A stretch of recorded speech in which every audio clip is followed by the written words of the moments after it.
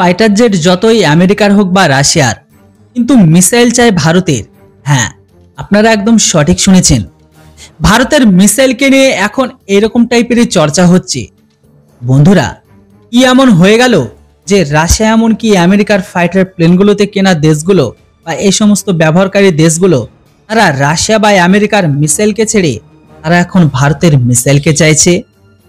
ভারতের রুদ্রমাকাশ অস্ত্রের মতো অনেক রকমের মিসাইল বানানো কোম্পানি ভারত ডায়নামিক লিমিটেড নিজেই তারা এখন প্রকাশ করেছে যে দীর্ঘ সময় ধরে চলা যুদ্ধ আর দামি অস্ত্র দিয়ে করা যুদ্ধ থেকে এখন ভারতের সস্তা দামের অস্ত্র যুদ্ধে গুরুত্বপূর্ণ ভূমিকাকে পালন করবে।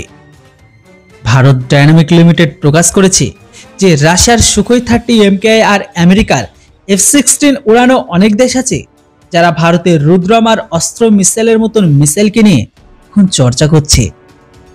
কেননা ভারতের রুদ্র মিসাইল হোক বা অস্ত্র মিসাইল, এই দুটো মিসাইল কিন্তু এখন আমেরিকা ব্রিটেন তাদের এই মিসাইলের ক্যাটাগরির তুলনায় অর্ধেকেরও কম দামে ভারত প্রোভাইড করছে।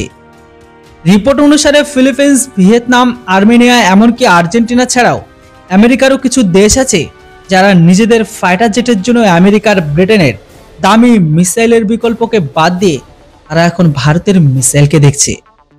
এমনকি যে সমস্ত দেশের রক্ষা বাজেট বেশি বড় নয় সেই সমস্ত দেশের জন্য পশ্চিমী দেশের মিসাইল কেনা অনেক বড় একটি সমস্যা ছিল, কিন্তু এখন ভারতের মিসাইল একটা আচ্ছা ভালো বিকল্প এসে তাদের সামনে বেরিয়ে এসেছে।